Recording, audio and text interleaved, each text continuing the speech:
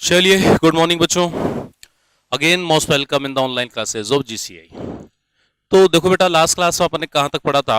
हम लोगों ने स्क्रोटम का एक डायग्राम बनाया था और स्क्रोटम के अंदर टेस्टिस का डिसेंट कैसे होता है मैंने बताया था कि वो इंग्वाइनल कैनाल के थ्रू होता है। अब मुझे पता था इंग्वाइनल कैनाल थोड़ा सा क्या होता है, कॉम्प्लिकेटेड होता है। इसको दोबारा समझते हैं।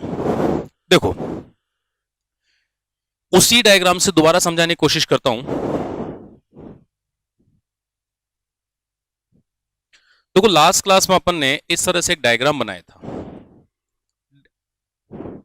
कि ये बेटा स्क्रोटम है, ये टेस्टिस हैं, ठीक है।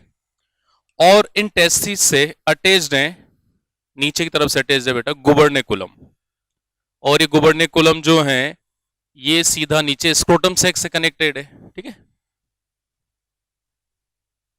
अब मैंने बताया था कि लगभग चौथे महीने के बाद ये टेस्टिस खुद टेस्टोस्टेरोन बनाती है। टेस्टिस बनाती है टेस्टोस्टेरोन।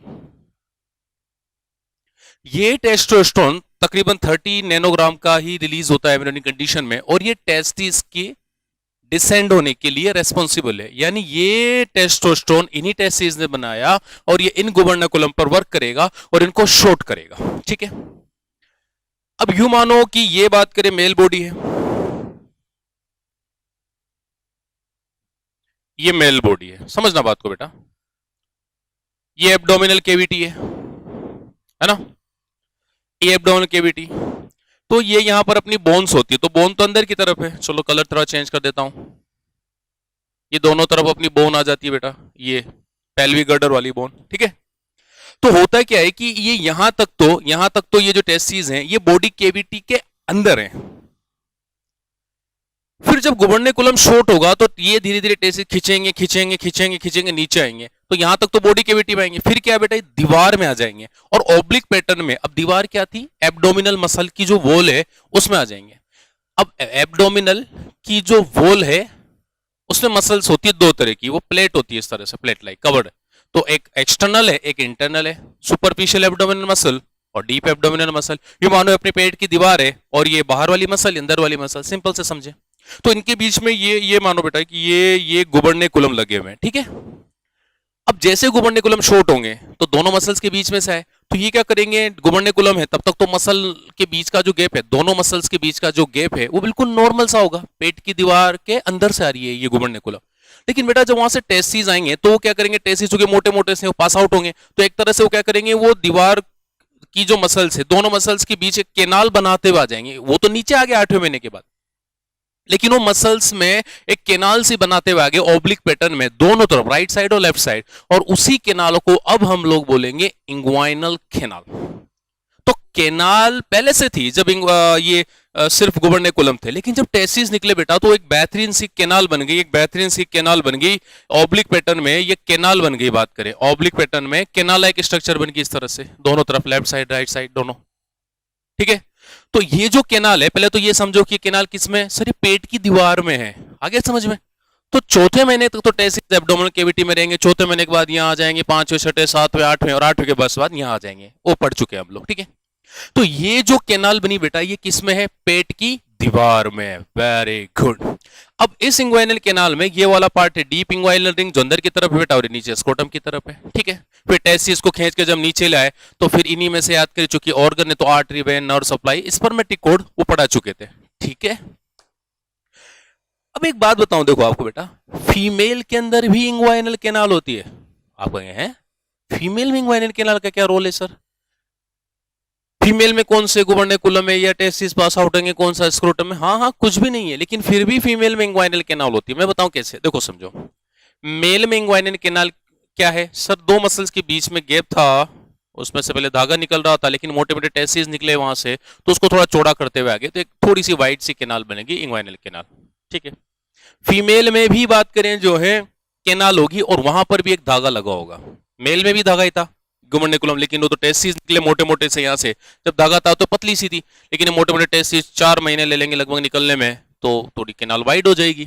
फीमेल में भी बात करें बाय बर्थ, वहां पर एक धागा लगा होता है जिसको बोलते हैं राउंड लिगामेंट। अब इसको देखो मैं कैसे समझाता हूं, समझना। यू मानो कि ये फीमेल का यूट्रस है, समझना ये फीमेल का यूट्रस है।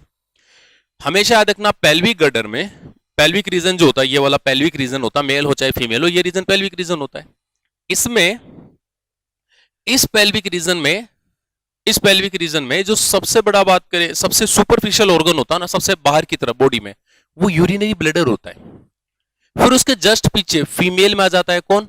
यूट्रस। और मेल में आता है सेमाइनल वेसिकल वगैरह, और वो सारे ऑर्गन्स आते हैं दूसरे, अभी थोड़ी देर बाद पढ़ेंगे। तो फीमेल में क्या हुआ भाई कि यहां पर कौन आया सर? यहां पर इसके जस्ट पीछे की तरफ आगे बात करें, यूट्रस आ गया, यूट्रस। अब फीमेल में इसके जस्ट पीछे की तरफ यूट्रस आ गया, तो यू मानो बेटा कि ये यूट्रस है, ठीक है। यूरिनरी ब्लैडर थोड़ा इस तरह से नीचे की तरफ होता है, यूट्रस है। अब यूट्रस नॉर्मली तो पियर्ड शेप, नाशपाती के आकार का होता है, छोटा सा होता है। लेकिन फीमेल जब प्रेग्नेंट होगी तो उसके अंदर बच्चा ग्रो करेगा और यूट्रस इतना बड़ा हो जाएगा, ठीक है, एक्सपांड करेगा यूट्रस। तो यूट्रस को क्या होता है, आगे की जो पेट की दीवार है वहां से होल्ड करना जरूरी था कि वो अपनी जगह पर मेंटेन रहे, हिले डुले नहीं। तो पता है क्या होता है, यू मानो ये फीमेल का यूट्रस है, यू मानो कि ये मेल ना होकर, अब इसको मानो, चलो ये मेल तो समझ में आ गया, अब फीमेल समझाता हूं, ठीक है। समझना बेटा, बात को समझना ढंग से। ये फीमेल बॉडी है, ठीक है, रफ डायग्राम है समझाने के लिए ना, कोई फेयरवेयर नहीं है। ये फीमेल बॉडी है, तो यू मानो कि फीमेल बॉडी में अंदर की तरफ यूट्रस रखा हुआ है, ठीक है, ये यूट्रस मान लो, ये इधर फेलोपियन ट्यूब, ठीक है, रफ डायग्राम है। तो पता है क्या होता है, ये फीमेल में भी ये इंग्वाइनल कैनाल होगी, लेकिन पतली सी होगी, और इसके अंदर भी बेटा क्या होते हैं, धागे लगे होते हैं। ये धागा मान लो, तो वही डीप इंग्वाइनल रिंग से धागा निकला। अब चूंकि नीचे फीमेल में स्क्रोटम है नहीं, इधर भी लेफ्ट साइड भी राइट साइड भी, फिर ये क्या करेंगे, वापस अंदर की तरफ चले जाएंगे और यूट्रस के पीछे से आके इसको ऐसे पकड़ लेंगे, पीछे से आके यूट्रस को बात करें पकड़ लेंगे। यानी इसको ऐसे समझो ये यूट्रस है फीमेल बॉडी का, उसको उसको बोलो, इधर देखो, तो यूट्रस है, तो आगे की तरफ से देखो, ये एक धागा इधर से गया, राउंड लिगामेंट बोलते हैं इसको, नीचे गया, चूंकि नीचे फीमेल स्क्रोटम है नहीं, तो वापस बॉडी के वेटी में खुल जाएगा, खुल गया, पीछे की तरफ से आएगा, इसको पकड़ लिया चूड़ी की तरह, सेम इधर से भी। तो इन्होंने एक तरह से यूट्रस को होल्ड कर दिया, दीवार में अटैच कर दिया, सपोर्ट देने के लिए होता है। तो फीमेल में भी इंग्वाइनल बात करें कैनाल होती है, लेकिन बिल्कुल नैरो होती है, क्योंकि उसमें सिर्फ धागा निकला हुआ है, और धागा जिंदगी भर सच पोजीशन में रहेगा, क्योंकि यूट्रस को होल्ड करना है, ठीक है। यानी फीमेल के इंग्वाइनल कैनाल में क्या है, राउंड लिगामेंट, जो मैंने रेड कलर से बनाया है, इस तरह से राउंड हो रहा तो राउंड लिगामेंट बोल दिया। मेल में क्या है सर, मेल में एम्ब्रियोनिक कंडीशन में तो गुबर्निकुलम होते हैं, लेकिन पैदा होने के बाद फिर वहां पर बात करें इंग्वाइनल कैनाल के अंदर स्पर्मेटिक कोड होता है, और स्पर्मेटिक कोड में gonadal artery, gonadal when, gonadal nerve, aliphatic और वास डिफरेंस आती जाती है दोनों तरफ, लेफ्ट साइड भी राइट साइड भी, राइट साइड भी लेफ्ट साइड भी, उल्टा बोल रहा हूं, राइट साइड भी लेफ्ट साइड भी, ठीक है बेटा। चलिए हो गया। अब एक डिजीज आती है इंग्वाइनल हर्निया। तो हर्निया देखो एक सिंपल सा टर्म है, हर्निया का मतलब होता है किसी ऑर्गन का अपनी जगह से डिसलोकेट हो जाना। इसके लोगों को ब्रेन कार्ड नहीं हो जाता, फोरामेन मैग्नम से ब्रेन नीचे आ जाता है। कई लोगों को जो है बात करें स्लिप डिस्क की प्रॉब्लम हो जाती होती है ना रीढ़ की हड्डी में, क्योंकि डिस्क सरक गई, स्लिप डिस्क, और उसको हम लोग बोलेंगे हर्निएटेड डिस्क मेडिकल की लैंग्वेज में। तो हर्निया का मतलब किसी ऑर्गन का अपनी जगह से डिसलोकेट हो जाना, सरक जाना, उसको बोलते हैं हर्निया।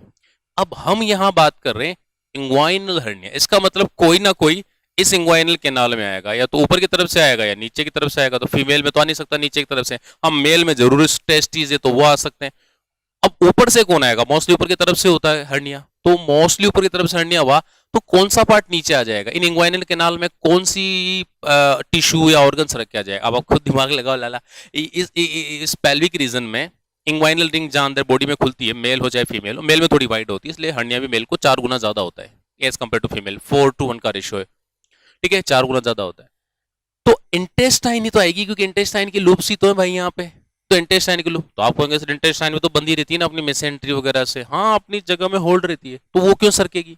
अरे किसी भी कारण से, आप किसी भी कारण से यदि एब्डोमिनल प्रेशर बढ़ता है, जैसे आप गलत तरीके से वेट लिफ्टिंग कर रहे हो, बहुत हैवी वेट आपने उठा लिया, तो आप कहेंगे सर वेट हमने हाथों से उठाया। अरे भाई समझो, आप हेवी वेट उठाओगे तो ब्रीदिंग आपको फोर्सफुल करनी पड़ेगी, तो डायफ्राम नीचे जाएगा, ताकत लगेगी। ये देखो, तो डायफ्राम क्या हुआ, नीचे पुश हुआ, तो डायफ्राम पुश होगा तो इंटेस्टाइन वगैरह भी नीचे सरकेगी। अब आप रेगुलर बात करें, हेवी वेट लिफ्टिंग कर रहे हो, घर पे कर रहे हो चाहे जो भी कर रहे हो, और आप बेल्ट वगैरह यूज नहीं करते, सपोर्टर, तो उस केस में क्या होता है भाई कि इंटेस्टाइन वगैरह सरक जाती है अपनी जगह से, और सरकती सरकती सरकती फिर वो क्या करेगी, वो इंटेस्टाइन के जो लूप्स हैं वो बात करें धीरे धीरे एक तरह से इस बात करे जो है इसको, यानी ये मानो कि इंटेस्टाइन का लूप है और ये इस तरह से इसमें आ गया, ठीक है, इसमें धस गया अंदर की तरफ। तो आप कहेंगे सर क्यों धसा? दो कारण, एक तो आपकी मसल बहुत कमजोर है, एब्डोमिनल मसल कमजोर है, प्रोटीन भी कम खाते हो, और दूसरा आप गलत तरीके से वेट लिफ्टिंग करते हो। जब आप जिम वगैरह जाते हो और हेवी वेट लिफ्टिंग करते हो तो बेल्ट जरूरी हो जाती है जब आप बहुत हेवी वेट लिफ्टिंग करते हो, ठीक है। तो इंटेस्टाइन सरक गई, या फिर किसी को रेगुलर कॉन्स्टिपेशन की प्रॉब्लम है, या ड्राई कफिंग है तो खांसेगा तो भी डायाफ्राम है, कॉन्स्टिपेशन है तो भी डायाफ्राम का जोर है, तो कुल मिला के पेट पे जोर पड़ रहा है किसी भी कारण से। दैट्स ऑल, आ गया ना समझ में? बेसिक्स पढ़ो। तो इंटेस्टाइन सरक सकती है और वो इंग्वाइनल कैनाल में आ गई तो फिर पेशेंट को बोलेगा डॉक्टर साहब मैं जब भी हेवी वेट उठाता हूँ, खांसता हूँ, या बात करें इस तरह से फोर्सफुल ब्रीदिंग करता हूँ, तो यहाँ पर बात करें फूला फूला फील होता है, दर्द भी होता है, राइट है या लेफ्ट है जो भी है, फिर सोनोग्राफी करके उसका पता लगाया जाएगा कि भैया कितना हुआ या इनकम्प्लीट है या कंप्लीट है। इनकम्प्लीट मतलब इंटेस्टाइन यहीं तक है। कभी कभार मेल में क्या होता है बेटा, इंटेस्टाइन सड़कती नीचे स्क्रोटम तक भी चली जाती है, तो कई बार तो इंटेस्टाइन खुद भी ऑब्स्ट्रक्ट हो जाती है, खाना पीना बंद हो जाएगा, मतलब आगे डाइजेशन नहीं हो पाएगा क्योंकि इंटेस्टाइन खुद ऑब्स्ट्रक्ट होगी, तो फटाफट सर्जरी करनी पड़ेगी, ठीक है। तो इंटेस्टाइन यदि नीचे तक आ जाती है तो कंप्लीट हर्निया, और यदि यहीं तक रहती है तो इनकम्प्लीट हर्निया। फाइन। मेल में ज्यादा होता है क्योंकि मेल की इंग्वाइनल कैनाल थोड़ी वाइड है ना, फीमेल में नेरो, तो इंटेस्टाइन उसमें धस ही नहीं पाएगी बेटा, ठीक है। तो मेल को ज्यादा होता है, 4:1 रेशियो, यानी 4 गुना ज्यादा होता है। अब समझना बात को, फीमेल के अंदर बात करें जो है कंप्लीट हर्निया तो कभी हो ही नहीं सकता क्योंकि इंटेस्टाइन नीचे तक आ ही नहीं सकती, स्क्रोटम है ही नहीं नीचे, क्योंकि फीमेल में तो वापस बॉडी कैविटी में खुल गई वो कैनाल, ठीक है। अब हर्निया जो है हो गया तो पेशेंट को कुछ नहीं, छोटी सी सर्जरी करवानी होती है, स्पाइन एनेस्थीसिया दिया, लेटा है पेशेंट को, और उसमें जहां वो था तो यहाँ पर स्किन से कट लगाया, और कट लगाने के बाद उसको खोला और इंटेस्टाइन को वापस अपनी जगह सेट किया। अब चूंकि इंटेस्टाइन वापस भी तो नीचे आ सकती है, तो क्या करते हैं बेटा, सिंथेटिक वायर की मेश आती है उससे इस पूरी कैनाल को बांध देते हैं, ताकि अब वो सिंथेटिक वायर की मेश आपने बांध दी, सिंथेटिक वायर की मेश जाली वो लगा दी, अब इंटेस्टाइन दोबारा नीचे नहीं आएगी और टाके लगा के छुट्टी। बस ये होता है हर्निया। तो आप जब उस इंटेस्टाइन को आप ठीक वो करते हो, ऊपर उठाते हो, तो आपने हर्निया को ठीक किया है, इसलिए उसको बोलेंगे हर्नियोटोमी। और आपने फिर क्या, इंग्वाइनल कैनाल को रिपेयर कर दिया, रिपेयर करने को मेडिकल में बोलते हैं प्लास्टी, उसको बोलेंगे हर्नियोप्लास्टी। आ गया समझ में? ठीक है, अभी मैं लिखवा दूंगा, शांति रखो। अब एक प्रॉब्लम और होती है, जैसे कोई मेल बेबी पैदा हुआ, नॉर्मल हेल्दी मेल बेबी पैदा हुआ 9 महीने का, पता लगा स्क्रोटम चेक किए, स्क्रोटम के अंदर टेस्टिस है ही नहीं, इसका मतलब टेस्टिस है, सोनोग्राफी करके आपने देखा टेस्टिस हैं और इंग्वाइनल कैनाल में फंसे हुए भी आ जाएंगे, कभी कभार ग्रोथ डिले हो जाती है। तो नॉर्मली बीइंग अ डॉक्टर आप क्या करोगे, वेट एंड वॉच, कि 2-3 साल में अपना आप आ जाएंगे, और 2-3 साल में अपना आ जाते हैं तो बहुत अच्छी बात है, क्योंकि 2-3 साल में ऐसा कोई फर्क पड़ेगा नहीं टेस्टिस पर, इंग्वाइनल कैनाल में फंसे में आ जाएंगे बाद में, और 2-3 साल तक अपना आ जाते तो ठीक है, नहीं आते तो फिर उनको सर्जरी करके उनको नीचे लाया जाता है, प्रोसीजर को बोलते हैं ऑर्कियोपैक्सी। ऑर्कियोपैक्सी, अपन सर्जरी को ऑर्कियोपैक्सी बोलेंगे, ठीक है, सर्जरी करके नीचे। लेकिन सपोज मानो कि पेरेंट्स भूल गए बात करने, जो है बच्चा तो हो गया टेस्टी नीचे नहीं यार, भूल गए, तो क्या होता है कि यदि 6-7 साल तक नॉर्मली वो टेस्टी यदि नीचे नहीं आए तो धीरे धीरे बात करें बॉडी का टेम्परेचर इनके लिए अनफेवरेबल होता है, एवोल्यूशन के दौरान ऐसा हो चुका है।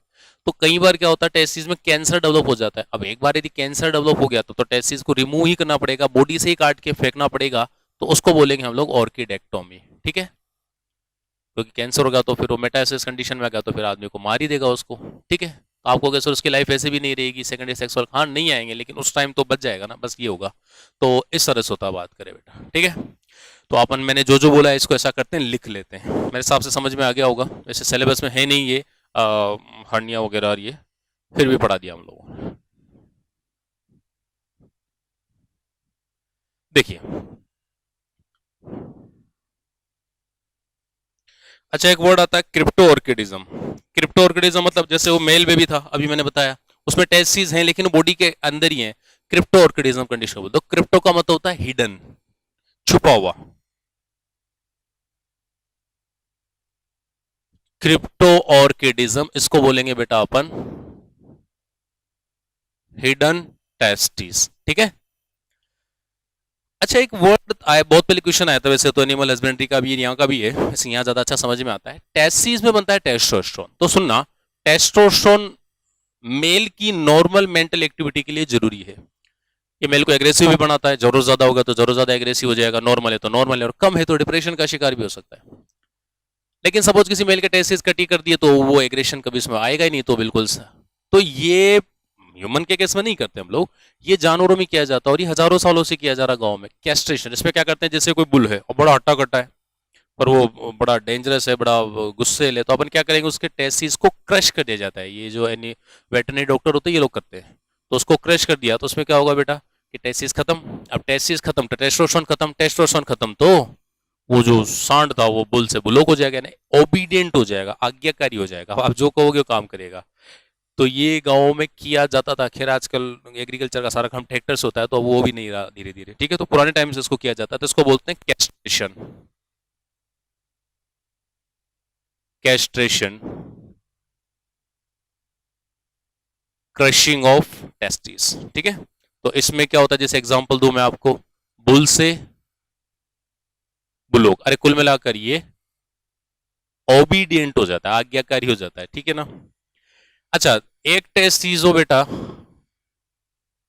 अच्छा दो टेस्टिस हो तो उसको बोलेंगे डाईऑर्किज्म। डाईऑर्किज्म वाला पर्सन कैसा होगा, फर्टाइल होगा, बिल्कुल होगा, स्पर्म बनेंगे। एक टेस्टिस, यदि एक टेस्टिस है तो उसको बोलेंगे मोनोऑर्किज्म। और यदि जीरो टेस्टिस है, टेस्टिस बनी नहीं है उसके अंदर बात करें, जीरो टेस्टिस है, एनऑर्किज्म। तो एनऑर्किज्म वाला तो बेटा स्टेराइल होगा, लिटरली स्टेराइल होगा। अब क्वेश्चन आता है कि मोनो को क्या माने, फर्टाइल माने कि स्टेराइल माने। तो देखो वैसे तो प्रैक्टिकली तो ये फर्टाइल होता है क्योंकि एक टेस्टिस भी इतने स्पर्म तो बना देता है, लेकिन ये क्वेश्चन बहुत पहले एआईपीएनटी में आया था तो प्रायोरिटी बेस उस टाइम इसका क्वेश्चन स्टेराइल गया था। तो देखो वो कुछ क्वेश्चन ऐसे होता है ना कि अपने को अकॉर्डिंग टू एक्सपीरियंस या एनसीईआरटी चलना पड़ता है, तो इस वे में आप लोग इसको यहाँ पर स्टेराइल ही कंसीडर करोगे, ठीक है, ये बात याद रखना। मैंने अभी चीजें कुछ बोली थी उनको मैं बता देता हूं। सर्जिकल ट्रांसफर ऑफ टेस्टिस, लेकिन कौन सा टेस्टिस बेटा, नॉर्मल की एबनॉर्मल। अरे एबनॉर्मल हो गए तो ट्रांसफर के क्या करेंगे, अब तो कैंसर हो गया तो फेंको, लेकिन नॉर्मल है तो फिर उनको निकाल के नीचे स्क्रोटम में डाल दो। इसका मतलब ये कौन सा टेस्टिस है बेटा, ये है नॉर्मल, इसको हम लोग बोलेंगे ऑर्कियोपेक्सी। अच्छा, इतने सारे नाम लिखने के बाद आपको एक तो क्लियर होगी कि ऑर्कियो वर्ड टेस्टिस के लिए यूज करते हैं, आ गया ना समझ में। सर्जिकल रिमूवल ऑफ टेस्टिस, अब ऑब्वियसली बात है, आप रिमूव किसको करोगे बॉडी से, सर जो एबनॉर्मल है, और ये है ऑर्कियोडेक्टोमी अपन इसको बोलते हैं, ठीक है। हाँ, अब आता है इंग्वाइनल कैनाल। इंग्वाइनल कैनाल तो मेल में और फीमेल में बेटा दोनों में होती है ये। मेल की इंग्वाइनल कैनाल वाइड होती है और फीमेल की नैरो होती है, ठीक है। मैं बात करूं कंटेंट ऑफ इंग्वाइनल कैनाल, तो भाई मेल की इंग्वाइनल कैनाल में प्रेजेंट होती है स्पर्मेटिक कॉर्ड, और जो फीमेल है उसमें प्रेजेंट होता है बेटा राउंड लिगामेंट, ठीक है। उसी तरह से बात करें, यदि मैं इंग्वाइनल हर्निया की बात करूं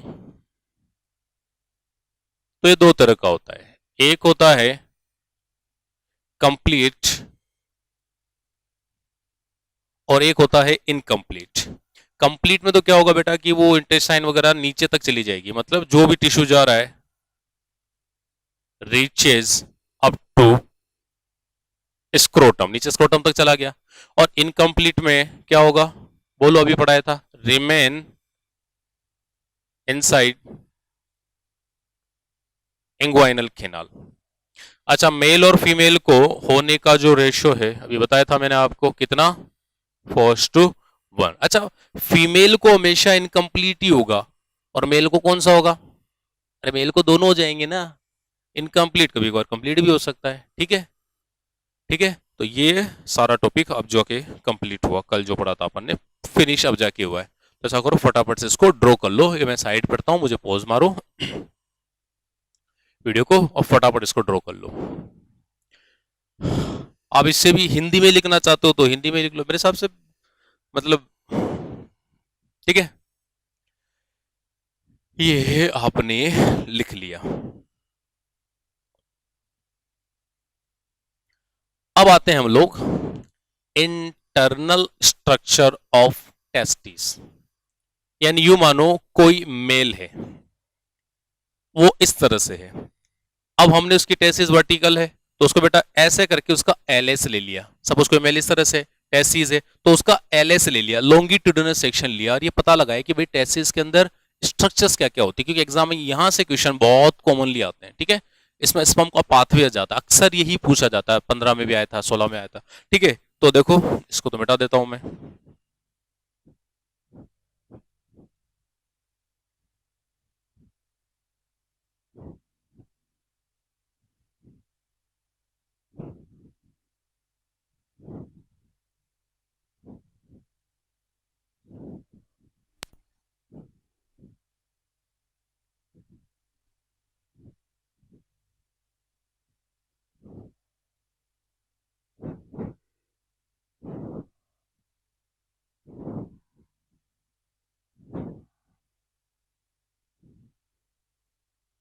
चलो, तो अब हम लोग पढ़ेंगे इंटरनल स्ट्रक्चर ऑफ टेस्टिस। दोबारा सुनना, कोई मेल है, ऐसे है, दो टेस्टिस है, एक का एलएस ले लो, एक का लो, चाहे दोनों को लो, बात ये कि ना भाई एक को तो दोनों अपना समझ में आ जाएगी। तो ये हम लोग पढ़ रहे हैं अब internal structure of testis. Testis पढ़ रहे हैं, इंटरनल स्ट्रक्चर ऑफ टेस्टिस पढ़ रहे हैं। स्क्रोटम तो पढ़ चुके ना लाला। अब टेस्टिस जो है तो बात करें विसल ऑर्गन ही, क्योंकि बॉडी कैविटी में थे, बाद में सर के नीचे चले गए, लेकिन अभी भी अपन उस स्क्रोटम को क्या बोल रहे हैं बेटा, एक्स्ट्रा एब्डोमिनल कैविटी। तो टेस्टिस को विसल ऑर्गन माना जाएगा, बिल्कुल माना जाएगा। ठीक है, तो टेस्टिस जो है कैसे होता है, क्या होता है, चलो डायग्राम बनाते हैं अपन, है ना। इधर देखो,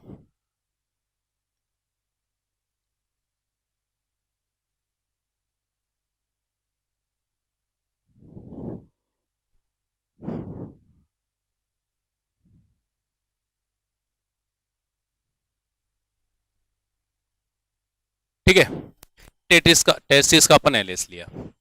अब आप देखो, ऐसे समझो, कॉमन सेंस लगाओ, टिश्यू काम आएगा आपको। मैंने बताया था टिश्यू, जबकि ह्यूमन बॉडी बना रहे हैं हम लोग, तो जैसे आप एक घर बना रहे हो, तो घर तो दीवारें जो है मजबूती बनाओगे ना, पे पर्दे बिल्कुल सॉफ्ट बनाओगे, ऐसा तो नहीं पर्दे मजबूत और दीवारें सॉफ्ट, निमट गई सफाई।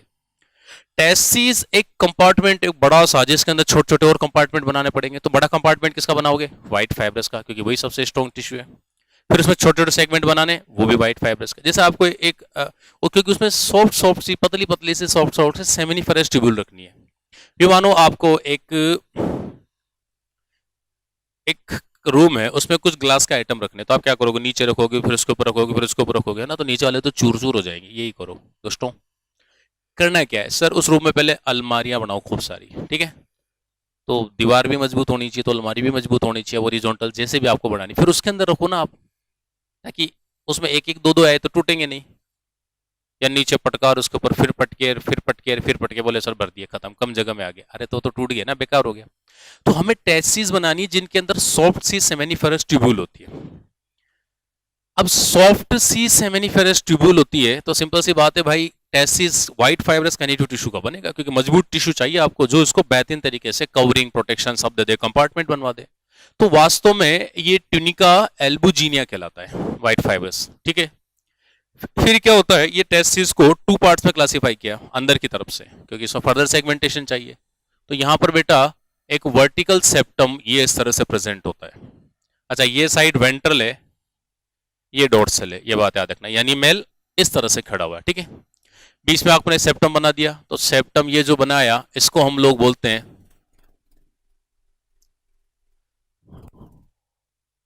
सेप्टुला टेस्टिस।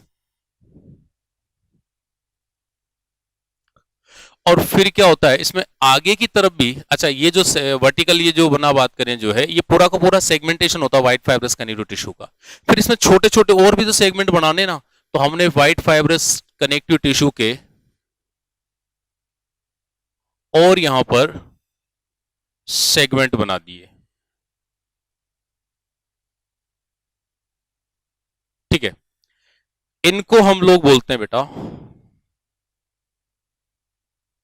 सेप्टुला टेस्टिस, ये वाइट फाइब्रस कनेक्टिव टिश्यू के बने होते हैं। ये जो है ये भी वाइट फाइब्रस कनेक्टिव टिश्यू की बनी होती है, इसको हम लोग बोलेंगे tunica albuginea, white fibrous connective tissue. फिर इसमें क्या होता है, बाहर की तरफ कवरिंग होती है। देखो, बाहर की तरफ कवरिंग होती है, लेकिन कवरिंग डोर्सल साइड पर इनकम्प्लीट होती है। क्यों? क्योंकि किसी भी आने जाने वाली स्ट्रक्चर को आने जाने के लिए जगह भी तो चाहिए।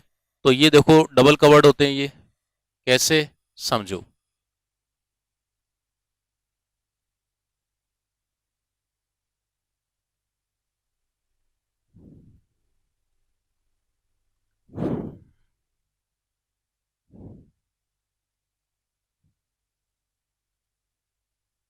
ये देखो, आउटर कवरिंग को हम लोग बोलेंगे बेटा पैराइटल, अंदर वाली को बोलेंगे विसरल, दोनों को मिलाकर बोलेंगे ट्यूनिका वेजाइनलिस, और दोनों का ओरिजिन मिजोडर्म में। इसका मतलब ये ट्रू सीलोम हुई। और इस केविटी को पता है हम लोग क्या बोलेंगे? इसको बोलेंगे हम लोग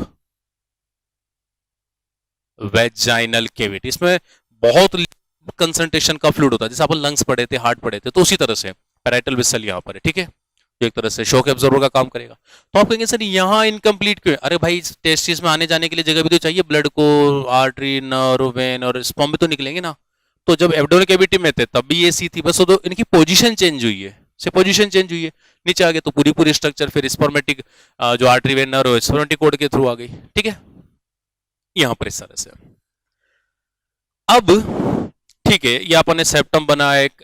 तो ये फिर क्या होता है, सबसे अंदर की तरफ एक और कवरिंग आती है जो ब्लड सप्लाई से रिच होती है, क्योंकि ब्लड सप्लाई जबरदस्त चाहिए आपको यहाँ पर, क्योंकि न्यूट्रिशन ज्यादा मिलेगा तभी तो स्पर्म वगैरह बन पाएंगे। तो ब्लड सप्लाई का एक बेहतरीन कवरिंग होती है, कनेक्टिव टिश्यू की कवरिंग होती है, जो इसको अंदर की तरफ से कवर करती है, सेप्टम को बाहर की तरफ से कवर करती है। और जो हॉरिजॉन्टल सेप्टम से जो कंपार्टमेंट बने बेटा, इनको भी बाहर की तरफ से ये कवर करती है, बाहर की तरफ से कवर करती है। ये देखो, इसको हम लोग बोलेंगे ट्यूनिका वेस्कुलोसा। नाम से पता लग रहा है, जबरदस्त ब्लड सप्लाई होगी इसमें, जबरदस्त ब्लड सप्लाई होगी। और जबरदस्त ब्लड सप्लाई होने की वजह से न्यूट्रिशन नरिशमेंट शानदार तरीके से मिल जाएगा, शानदार तरीके से मिल जाएगा। तो देखो हमने क्या किया, एक टेस्टिस था व्हाइट फाइब्रस का, फिर बीच में व्हाइट फाइब्रस का एक सेप्टम बनाया वर्टिकल, फिर हॉरिजॉन्टल सेप्टम बनाया। बाहर से तो कवरिंग है ही से, जो शॉक एब्जॉर्बर का काम करेगा। और अंदर की तरफ से इसको ना बात करें जो है, इसको अंदर की तरफ से पूरे टेस्टिस को ट्यूनिका वेस्कुलोसा से, इधर भी इसको भी बात करें जो है, और इसको भी हमने कवर कर दिया। तो ये बने बेटा कंपार्टमेंट बने, हम इनको बोलेंगे कंपार्टमेंट। एनसीईआरटी इनको कंपार्टमेंट बोलती है। कंपार्टमेंट बोल दो या लोब्यूल्स बोल दो। NCERT, N for NCERT, NCERT के अकॉर्डिंग ये 250 होता है, पर बेटा फिक्स नहीं होता ना, तो पर्सन टू पर्सन वेरी करती है हर चीज। तो नॉर्मली इसका काउंट जो होता है, ये होता है, बात करें 200 से 400। कितना? 200 से 400, इस तरह से जो है ये इसका अमाउंट होता है, 200 से 400। यानी एक सिंगल टेस्ट चीज के अंदर 200 से 400 कंपार्टमेंट। अब प्रैक्टिकली चलो देखो कितने फाइन कंपार्टमेंट है। प्रैक्टिकली टेस्टिस की साइज इतनी होती है, लगभग 3 से 4 सेंटीमीटर, और चौड़ाई जो है बता लगभग 2-2.5 सेंटीमीटर, और उसमें भी एक सेप्टम बना दिया। तो आगे वाला जो चेंबर है वो तो ये मान लो कि 1-1.5 सेंटीमीटर का मान लो, यानी इतना लंबा प्रैक्टिकली और इतना चौड़ा, मतलब इतनी ऊंचाई और इतनी चौड़ाई। अब इतने से के अंदर 250 कंपार्टमेंट, सोचो कितने छोटे छोटे से हो गए, बहुत ज्यादा छोटे हो गए। लेकिन अभी इनके अंदर, अभी इन कंपार्टमेंट के अंदर, इन कंपार्टमेंट के अंदर भी कुछ ना कुछ तो होगा ना, ये तो सिर्फ स्ट्रक्चर है। अभी तो अपने को स्पर्म बनाने, तो वो बनेंगे सेमिनिफरस ट्यूब्यूल में। तो हर एक कंपार्टमेंट के अंदर बेटा, हर एक कंपार्टमेंट के अंदर 1 से 3 सेमिनिफरस ट्यूब्यूल है, और ये हाईली कोइल्ड होती है। हाईली कोइल्ड, तो मैं हाईली कोइल्ड ऐसे बता देता हूं इसको, हर एक कंपार्टमेंट में इस तरह से, ये जिगजैग का मतलब समझ जाना कि हाईली कोइल्ड समझा रहा हूं मैं।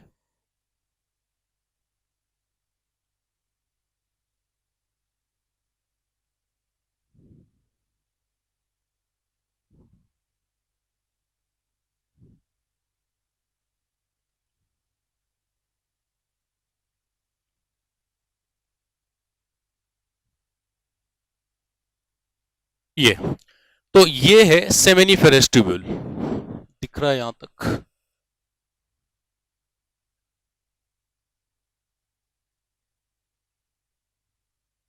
सेमिनिफेरस ट्यूब्यूल्स, और एक कंपार्टमेंट में 1 से 3 और ज्यादातर में 3 ही होती है, तो तकरीबन एक सिंगल टेस्टिस के अंदर बेटा कितनी होगी सेमिनिफेरस ट्यूब्यूल्स? होगी तकरीबन 752,000।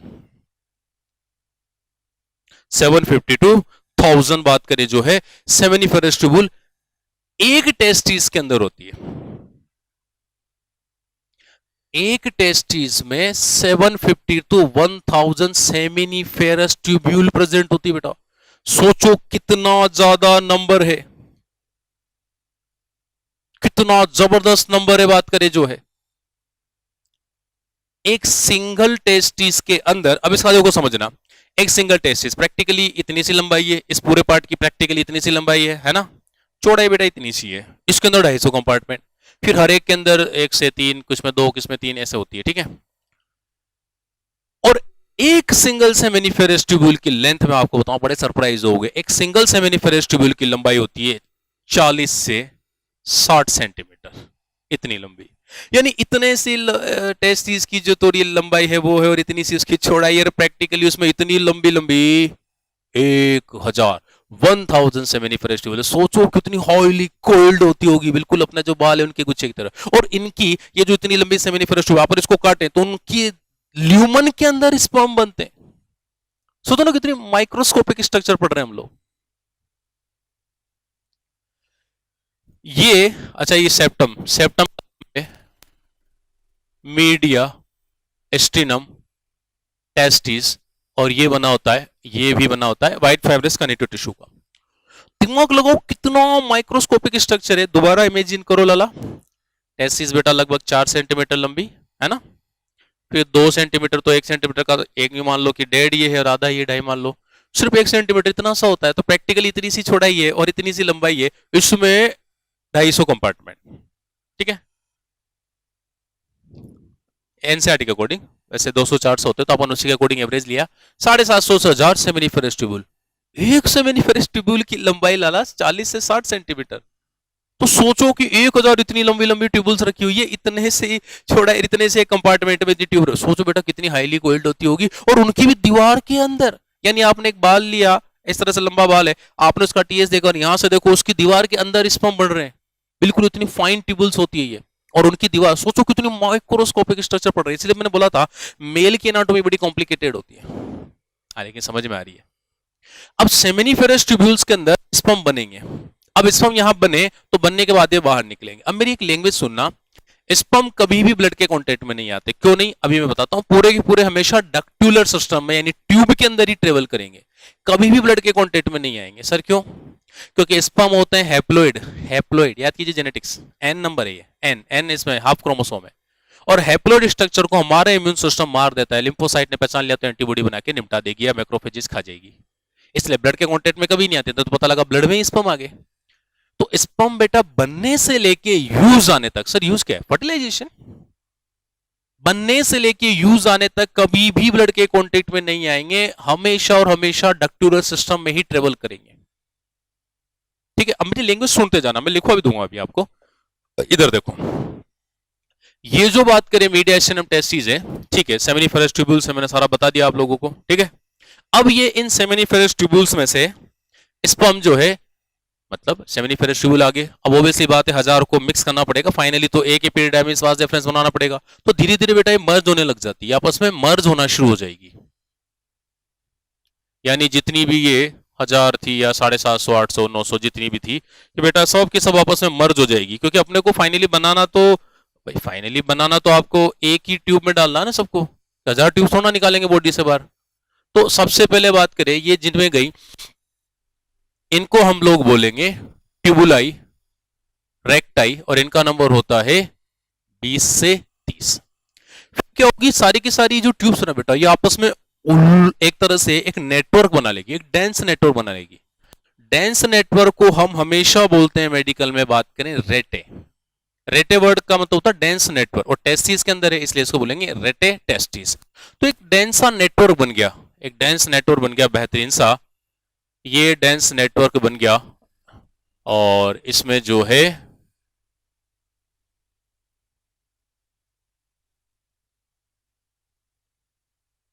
ये डेंस नेटवर्क, यानी ये खाली जगह है ये, मतलब तो स्पर्म यूं घूम के जा रहा है, स्पर्म यूं यूं घूम के जा रहा है, यूं यूं यूं घूम के जाएगा, यूं घूम के जाएगा, इस तरह से नेटवर्क के बीच में से निकलता है। तो एक डेंस नेटवर्क यहां पर बन गया और इसी डेंस नेटवर्क को हम लोग बोलेंगे लाला, इसी डेंस नेटवर्क को हम लोग बोलेंगे रेटे टेस्टिस। रेटे का मतलब नेटवर्क, ठीक है।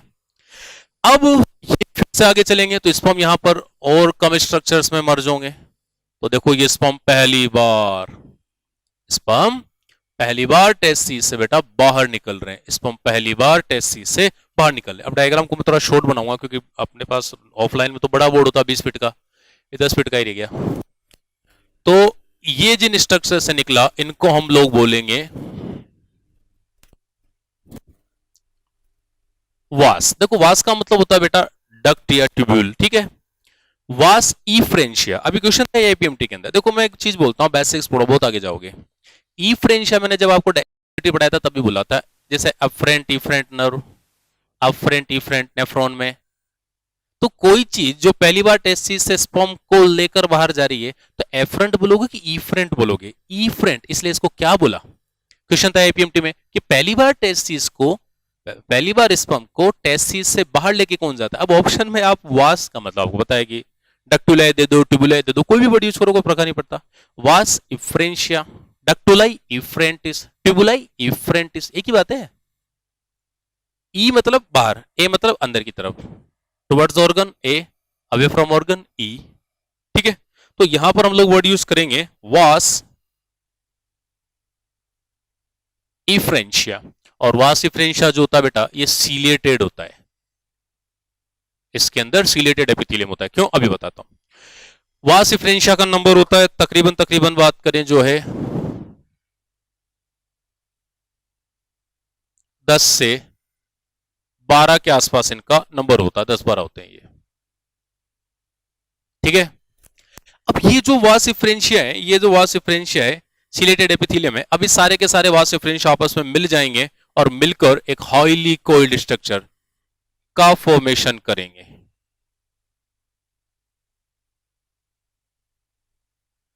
हाईली कोइल्ड स्ट्रक्चर का फॉर्मेशन करेंगे।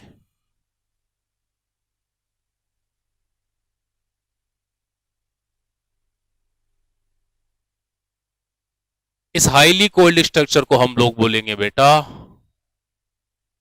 एपिडिडाइमिस। इसकी लेंथ बताओ कितनी होती है, 6 मीटर, 6 मीटर, ठीक है।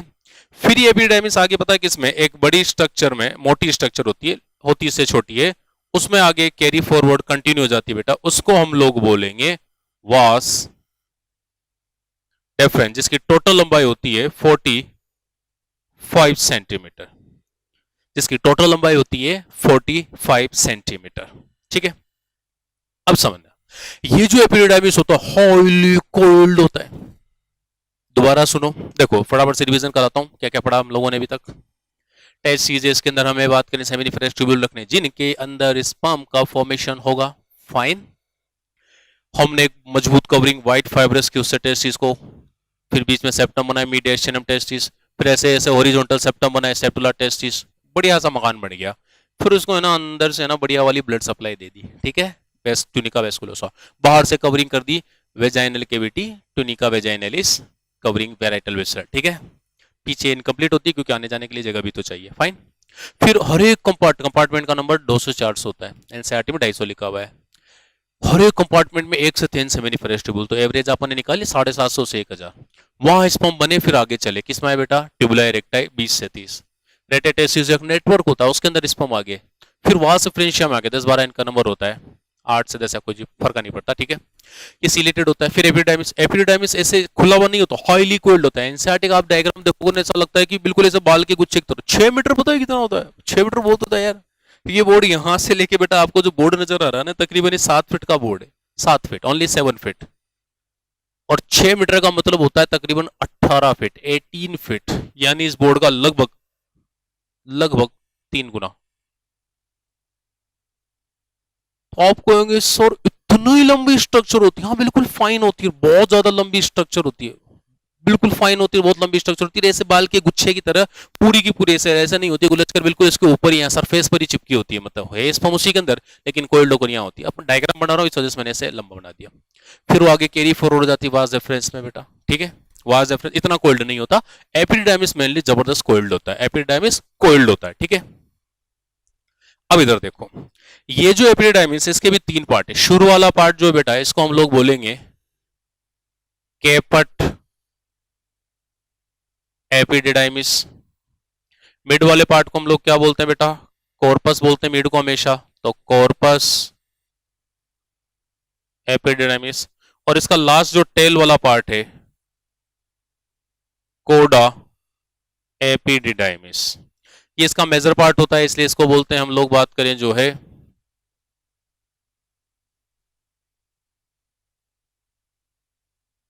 ग्लोबस मेजर, और सबसे छोटा पार्ट होता है इसलिए इसको बोलेंगे बेटा ग्लोबस माइनर, ठीक है। ये मिड वाला पार्ट है, ठीक है, कोई नहीं पूछता नॉर्मली है। अब वाज रेफरेंस, चलो मैं पहले इनका टिश्यू बता देता हूं, सुनना मेरी लैंग्वेज। एपिडिडाइमिस की दीवार और वाज रेफरेंस की जो दीवार है उसका टिश्यू सेम होता है। बेसिकली इसमें दो लेयर है, कैसी होती है, तो मैं दोनों को एक साथ ही बना देता हूं बेटा। एपिडिडाइमिस से लेके वाज रेफरेंस का जो टिश्यू होता है, चूंकि जगह मेरे पास कम है तो मैं इधर ऊपर लिख रहा हूं, इसमें अंदर की तरफ जो कवरिंग है, अंदर की तरफ कवरिंग है वो बनी होती है, बात करें जो है सॉरी बाहर की तरफ जो कवरिंग है ये बनी होती है सर्कुलर मसल की, और अंदर की तरफ जो कवरिंग बनी होती है ये बनी होती है बेटा स्यूडो स्ट्रेडिफाइड एपिथेलियम विद स्टीरियोसीलिया। यानी कुल मिला के आपको दो चीज याद रखनी है कि इसमें एक तो स्टीरियोसीलिया है, हमने एनिमल टिश्यू पढ़ा था, और एक सर्कुलर मसल है। समझ में आया? इसमें एक तो एपिथेलियम है, एक सर्कुलर मसल है। एपिथेलियम अंदर की तरफ होती है क्योंकि एक सरफेस फ्री होगी ना बेटा उसकी, और बाहर की तरफ सर्कुलर मसल, ठीक है। यानी इस दीवार एपिडिडाइमिस की पूरी दीवार में और वाज रेफरेंस की दीवार में। फाइन, आ गया समझ में? अब देखो समझना बड़ा आसान है, ये स्ट्रक्चर मैंने बना दिया, ये स्पर्म का पाथवे है। लेकिन सुनना, अब मेरी लैंग्वेज को ध्यान से सुनना, बहुत आसान है, हद से ज्यादा आसान, हद से ज्यादा आसान। कैसे लाला? सुनो, मेल का टेस्ट, मेल में बेटा जो मेल का गैमीट है वो है स्पर्म। अब फर्टिलाइजेशन में क्या होता है कि मेल अपने गैमीट को अपनी बॉडी से निकाल कर फीमेल की वेजाइना में डालेगा और वहां से वो मूवमेंट करता हुआ फेलोपियन ट्यूब तक जाएगा, और फीमेल का गैमीट ओवरी से फेलोपियन ट्यूब तक आता है, अंडा जो है फीमेल का, तो उसको जरा सा टेबल करना होता है, वो सीलियरी मूवमेंट से कर लेते हैं। और मेल के गैमीट में तो आप खुद बताओ बेटा, मेल में 6 मीटर का तो एपिडिडाइमिस ही है, 45 सेंटीमीटर का वाज रेफरेंस। अब ये वाज रेफरेंस फिर स्पर्मेटिक कोड के थ्रू इंग्वाइनल कैनाल के अंदर से निकलता हुआ बॉडी कैविटी में जाएगा, फिर अंदर की तरफ से घूमकर पेनिस के थ्रू वापस बाहर आएगा। तो पेनिस को इरेक्ट फॉर्म में मानते हुए यदि अपन टोटल मेल यूरेथ्रा की लंबाई नापे तो तकरीबन 20 सेंटीमीटर है। तो 20 सेंटीमीटर मेल यूरेथ्रा हो गया, 45 सेंटीमीटर वाज रेफरेंस हो गया, और 6 मीटर ये हो गया। ओ भाई, 6 मीटर और 65 सेंटीमीटर का जो डिस्टेंस है वो तो स्पर्म को मेल बॉडी के अंदर ही ट्रेवल करना है और फीमेल बॉडी के अंदर अलग से। और मैं बोल रहा हूं किसी मेल का स्पर्म कितना भी विग्रस मोटाइल हो, कितना भी विग्रस मोटाइल हो, वो बात करें जो है 30, 35 या 40 सेंटीमीटर से ज्यादा मूव कर ही नहीं सकता, चाहे कितना भी विग्रस मोटाइल हो। तो आप कहेंगे सर तो फिर तो मतलब वो स्पर्म यहां से चला तो यहां आते आते तो खत्म हो जाएगी उसकी सारी एनर्जी, उसमें टेल है, माइटोकॉन्ड्रिया है, उसमें आगे पढ़ेंगे अपन लोग, तो सर उसकी सारी एनर्जी तो देरी खत्म हो जाएगी। हाँ हो जाती, लेकिन नहीं होती। अब मेरी लैंग्वेज सुनना, हम ये चाहते हैं कि मेल का जो गैमीट है स्पर्म, वो मेल के अंदर अपनी पूरी एनर्जी बचा के रखे, एनर्जी कंजर्व करे, कंजर्वेशन लॉ लगाएंगे, एनर्जी कंजर्व करे, कंज्यूम ना करे। क्योंकि मेल के अंदर यदि मेल के गैमीट ने सारी की सारी एनर्जी कंज्यूम कर दी तो फीमेल तक जाते जाते तो इमोटाइल हो जाएगा, और इमोटाइल स्पर्म को वेजाइना में डिलीवर कर भी दिया तो उसका कोई रोल नहीं है, क्योंकि वेजाइना में पड़े रह जाएंगे और अंडा तो फेलोपियन ट्यूब में वेट कर रहा है, और इनफर्टिलिटी मेल के अंदर आ जाएगी। नेक्रोस्पर्मिया बोलते हैं इसको, इमोर्टाइल स्पर्म्स। तो हम चाहते हैं कि मेल में वो कतई एटीपी यूज न करे। हम चाहते हैं मेल में मेल का गेमिट अपनी एनर्जी कंजर्व करे, क्योंकि उसको लाला तकरीबन 20 फीट किसको बोलते हैं, 7 फीट की डिस्टेंस है तकरीबन, इससे 3 गुना बोर्ड मान लो, 20 फीट की डिस्टेंस लगभग मेल में ट्रेवल करनी है। तो हम चाहते हैं वो अपनी एनर्जी को कंजर्व करे, कंज्यूम ना करे, और क्योंकि उसको रियल में कंज्यूम कहाँ करना है, एनर्जी यूज क्या करनी है, फीमेल वेजाइना में जाने के बाद, ताकि वो वहां से यूट्रस में और फिर फेलोपियन ट्यूब में जा सके, अंडे को फर्टिलाइज कर सके, क्योंकि अंडे में टेल नहीं होती, अंडा अपनी जगह फिक्स है, वहीं पड़ा है, तो उसको जिसको आना स्पर्म आएगा, और स्पर्म विग्रस मोटाइल होने जरूरी है। अब एक हेल्दी मेल पर डे, मैंने आपको बताया था लास्ट क्लास में, 10 की पावर 12 से 13 स्पर्म बनाता है, और एक सिंगल इजेकुलेशन में, एनसीईआरटी का डाटा बेटा, 200 to 300 मिलियन यानी 20 से 30 करोड़ स्पर्म मेल रिलीज करता है। अब प्रैक्टिकली यदि अपन चले ना बेटा, तो 20 से 30 करोड़ स्पर्म और 3 से 4 मिलीलीटर सीमन, और सीमन में पता है क्या होता है, 10% स्पर्म होते हैं, 90% तो लिक्विड होता है, फ्रक्टोज वगैरह और फाइब्रिनोलाइसिन, ऐसे बहुत सारे और भी होते हैं, अभी थोड़ी देर बाद पढ़ेंगे। तो स्पर्म जो है वो सोचो कितनी माइक्रोस्कोपिक स्ट्रक्चर होगी, एक्सट्रीम माइक्रोस्कोपिक स्ट्रक्चर है भाई, और उसमें आपकी पूरे खानदान की जेनेटिक्स है, देखो ना बायोलॉजी अपनी कितनी बेहतरीन है। Sperm extreme extreme extreme microscopic structure है, तो आप कहेंगे सर फिर कैसे एनर्जी कंजर्वेशन लोकल है, मैं बताऊं।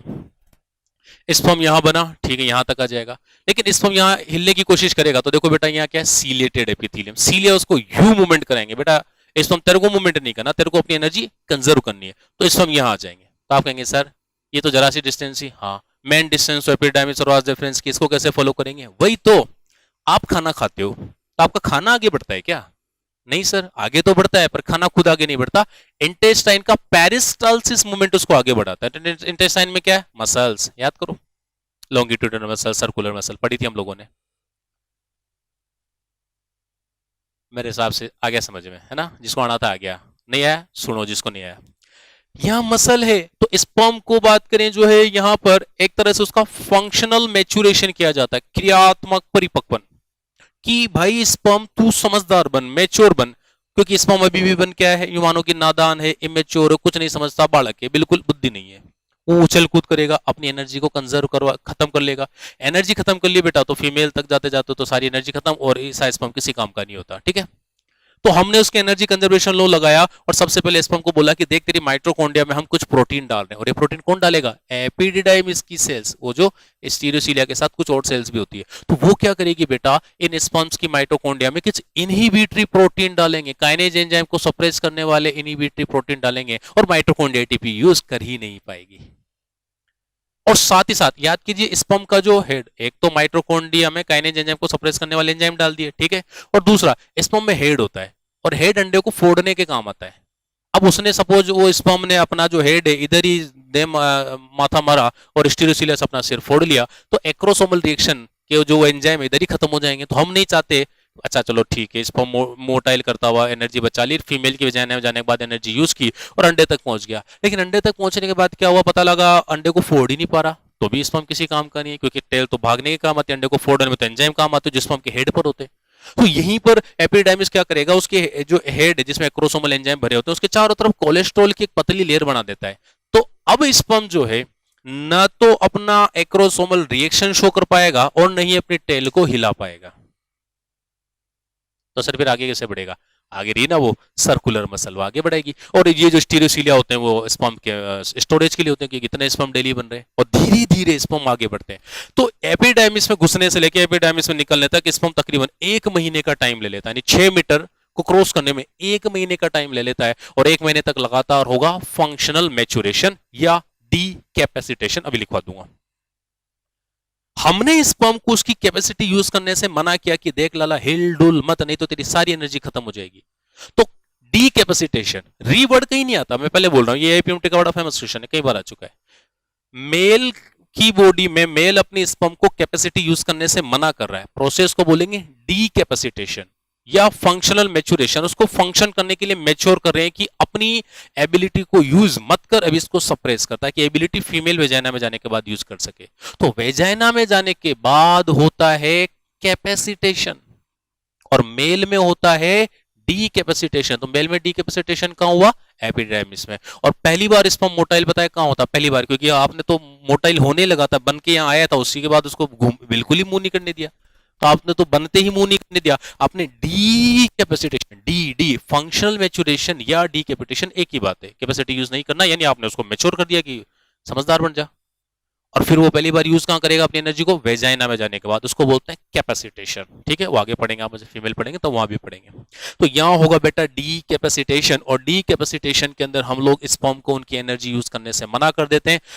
दो है, और उसको पूरी फंक्शन करने, तो फंक्शन क्या उसका? मूवमेंट करते हुए अंडे को टच करना, फिर अंडे को फर्टिलाइज करना। तो एनर्जी चाहिए, हमने एनर्जी बचाने के लिए काइनेज एंजाइम को, स्पर्म की माइटोकॉन्ड्रिया के काइनेज एंजाइम को सप्रेस करवा देंगे। सेकंड, स्पर्म के हेड के चारों तरफ कोलेस्ट्रॉल की लेयर बना दी, तो न तो अपनी पूंछ हिलाएगा तो एनर्जी बची रहेगी, और नहीं अपने हेड को फोड़ पाएगा, तो अंडे को फोड़ने की पावर उसके पास अभी बची है। ठीक है, तो इसी पूरे प्रोसेस को बोलते हैं फंक्शनल मैच्योरेशन, और 1 महीने तक होता रहेगा, एपिडाइमिस में घुसने से लेकर एपिडाइमिस में निकलने तक। ठीक है बेटा, तो एपिडाइमिस का फंक्शन तो सुपर इंपोर्टेंट हुआ। एग्जाम क्वेश्चन था, what will happen if the epididymis remove from male body? Sir functional maturation नहीं होगा, इसको हम यहाँ भी चलो ठीक है, लेकिन वाज डिफरेंस म्यूचुअल कूद करेगा, थोड़ा आगे जाएगा, अपनी सारी एनर्जी खत्म करके इधर ही खत्म। ऐसे इसमें किसी काम के नहीं है, ह्यूमन पॉपुलेशन ही खत्म हो जाएगी, स्पीशीज ही खत्म हो जाएगी हमारी प्लानेट से। तो एपिडाइमिस का रोल बहुत इंपॉर्टेंट है, इसलिए तो 6 मीटर लंबा था कि अच्छे से फंक्शनल मैच्योरेशन है, अच्छे से स्पर्म को समझाया बुझाया जाए कि बेटा ज्यादा उछल कूद मत कर। मेरे हिसाब से समझ में आ रहा होगा आप लोगों को, इस तरह से होता है फंक्शनल मैच्योरेशन। ठीक है, तो कहेंगे सर सब समझ में आ गया, पर स्पर्म आगे कैसे बढ़ेगा? अरे यार इंटेस्टाइन में फूड कैसे बढ़ता है? सर सर्कुलर मसल के वहाँ पूरे साल से होता है, यहाँ भी सर्कुलर मसल धीरे धीरे इसको आगे बढ़ाएगी, और स्पर्म आगे नहीं बढ़ा, उसको धक्का मारा जा रहा है एक तरह से इंटेस्टाइन की तरह। ठीक है, उसको बोलते हैं पल्सेशन। क्या बोलते हैं? पल्सेशन। अपन उसको बोलते हैं बेटा पल्सेशन, अपन उसको बोलेंगे पल्सेशन। ठीक है, फिर यहाँ तो यहाँ तक आते आते मैच्योर होने के बाद फिर वो यहाँ आ जाएगा, और बास के जो स्पर्म बेटा ये मैच्योर स्पर्म है, एपिडाइमिस के स्पर्म मैच्योरेशन चल रहा है, बात फ्रेंच आके इमेच्योर है, इमेच्योर थे, फिर मैच्योरेशन हुआ हुआ हुआ और मैच्योर होके यहाँ आ गया। अब ये वाज रेफरेंस मेल बॉडी के अंदर एंटर करेगा, मेल बॉडी के अंदर एंटर करेगा, किसके थ्रू करेगा सर? वाज रेफरेंस ही जाएगा, किसमें लिपट कर? स्पर्मेटिक कोड में जो मजबूत स्ट्रक्चर है, और स्पर्मेटिक कोड किस में किस किस किस कैनाल में से निकल रही है सर? इंग्वाइनल कैनाल में से, और दोनों तरफ मेल बॉडी के अंदर है। अंदर आने के बाद क्या होगा, बात की बात है, फिलहाल ये समझो।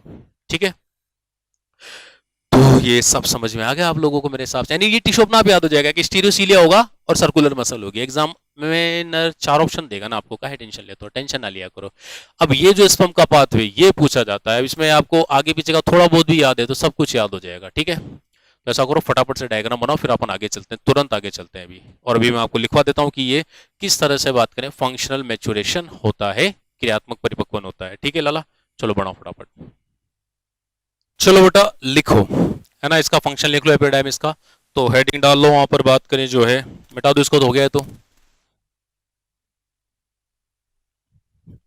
Heading functional maturation of sperm in epididymis, या इसी को क्या बोलेंगे बेटा? Decapacitation. लिखो फर्स्ट पॉइंट डाल के, some inhibitory proteins, some inhibitory proteins are released by, some inhibitory proteins are released by epididymis cells, some inhibitory proteins are released by epididymis cell which suppress kinase enzyme of mitochondria of sperm, so sperm cannot move in whole male genital tract, so sperm cannot move in whole male genital tract, यानी जब तक mail की body से बाहर नहीं निकल जाता अब उस एंजाइम को कोई इनएक्टिव नहीं कर सकता। एंजाइम का केवल एक ही साइट है जहां इनएक्टिव होना है, वो है वेजाइना ऑफ फीमेल। ठीक है बेटा, so sperm become immotile in whole male genital tract and conserve its energy.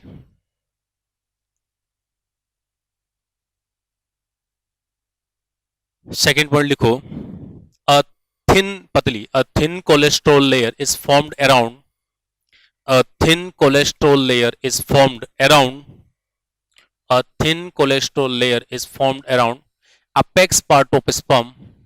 Apex part of sperm. A thin cholesterol layer is formed around apex part of sperm. So sperm so so so sperm will not show acrosomal reaction. So sperm will not show acrosomal reaction in whole male genital tract. In whole male genital tract. तो ये दोनों point करके बेटा अपन ने क्या किया, sperm को functionally mature बनाया, उसका डी कैपेसिटेशन किया, क्योंकि ये तो उसकी कैपेसिटी है और ये इधर ही खत्म होगी तो फीमेल में जाने के बाद तो इमोटाइल और ये बिना काम को हो जाएगा। ठीक है, तो इसको अब एक वर्ड लिख लो, पल्सेशन। जो स्पर्म आगे बढ़ते हैं ना उसको बोलते हैं पल्सेशन। लिखो पल्सेशन, ये अलग है, ये हेडिंग खत्म हो गया, अलग से डालो पॉइंट पल्सेशन लिखो। Sperm moved by circular muscle contraction, circular muscle, sperm moved by circular muscle contraction. That's why they conserve their energy. That's why they conserve their energy, known as pulsation. ठीक है, तो चलो बेटा आज की तो class होगी, लंबी चौड़ी काफी होगी, है ना। तो बाकी का फिर सी यू नेक्स्ट क्लास, तब तक के लिए tata bye bye, good night, stay home, stay safe, bye.